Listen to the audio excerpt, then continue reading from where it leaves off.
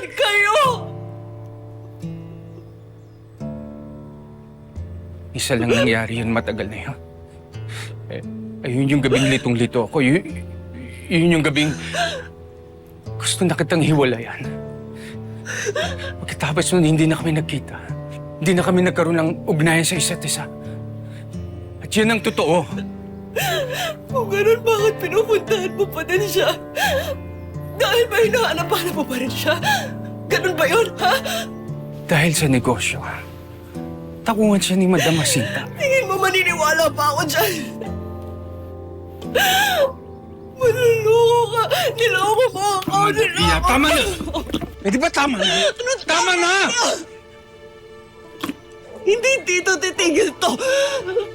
Pagbabayaran niyo yung ginawa yung kasalanan!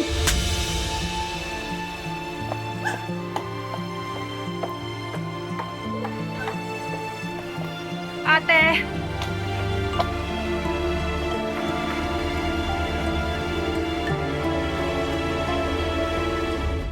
Kunin yung mga yung mga bariya, swerte daw yan!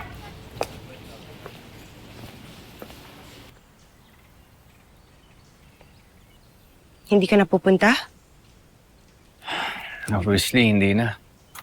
Kahit kasosyo tayo sa negosyo. Yung sekretary ko na lang ang pinapunta ko. Bia, pwede ba tayo mag-usap?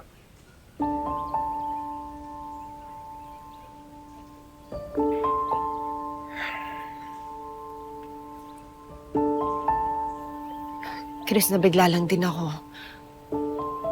Alam mo naman ang dahilan eh. Mahal na mahal kita. At hindi ko kayang tanggapin na ganun-ganun lang yung sinabi mo sa akin. I know. Naging mahina ako noon. Natokso. No. Inakit ka ng Rosel na yun, kaya nangyari yun. Siguro mas maganda kung wala na lang tayong sisisihin. It's all in the past now.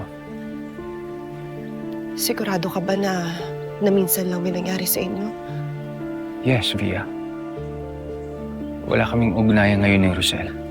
Masaya na siya sa buhay niya. Meron na siyang sariling pamilya.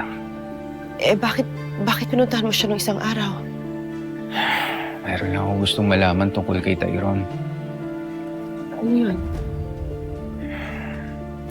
Tsaka ko na lang sasabihin sa'yo. Ang importante, Via, mag-focus tayo sa relasyon natin. I still love you, Chris. Alam mo yan. At kahit anong kasalanan yung nagawa mo, pinapatawad na kita.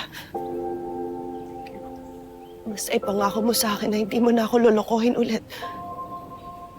Yes, Via, pangako ko. Okay, that's all I want to know for now. Via.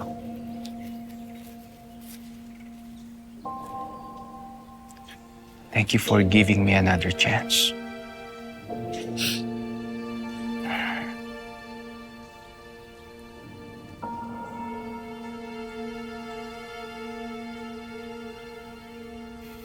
Kung inaakala mong tapos na to, nagkakamali ka, Chris.